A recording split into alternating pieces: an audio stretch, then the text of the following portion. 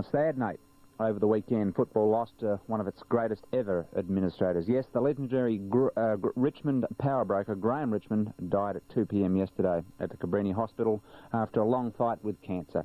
Our hearts here at 3Z go out to Jan and the family, and I have some very special memories of GR, as it was he who directed a lot of my movements on and off the field, and many other people as well.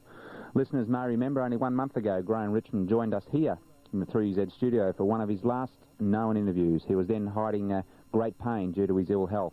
He could have easily said that he couldn't make it into the studios, but the type of person he was, full of guts, a very determined person, he agreed to come in. Here are some of the memories from that 3Z interview. Did you ever think you would reach any great heights as a player? No, I don't think so, Brian. I think I really only had fairly modest ability.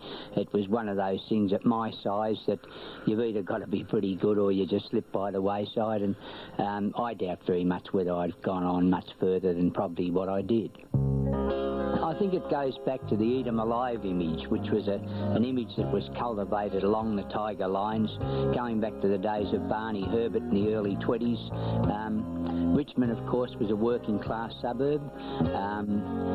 It's always been noted for playing it very hard and tough with its good sides, and, of course, we had tremendous success before the war. You realise that. They played in 8 grand finals between 1927 and 1938, so it was a very big effort. And, of course, they were double premiers straight after the war in 20 and 21. So the image of the club was always built along the lines of the working-class battler. The way we played suited the working-class people of that time. Colin Whitman really epitomised that style of thought, trying to convince young men that it really is worth the gut-busting effort to try to achieve league football, to play with Richmond, when at that stage we're on the bottom of the ladder. So having been through that sort of preparation and having known the previous glory of the club, I suppose it just sort of built me up into a level that I was most anxious to achieve success. And I was very fortunate to have with me a lot of very good people at that time. In this state of ours, football has reached almost religious fervour.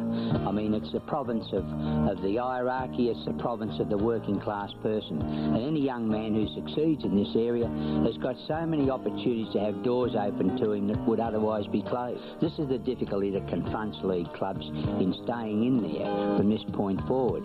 That as the level of skill increases and increases, the quality players are harder and harder to find. Ruthlessness is a word that goes hand in hand with Graeme Richmond. How do you feel about that label? Oh, well, it's something, of course. The media builds up these images. Football is full of images and myths, Brian. I think people quite often get a shock when they meet persons who, in the public conception of them, is probably a bit different to what they really are in life. But I've always tried to be honest.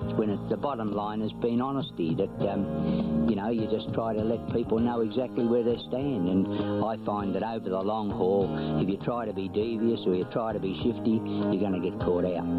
Very consistently good sides are built around people of very high character. It's almost impossible to survive week in and week out in this game of ours under the severe pressure that prevails. If you're a person of pretty wobbly commitment to the game, a person who's dishonest with himself, dishonest with his teammates, it just doesn't work out.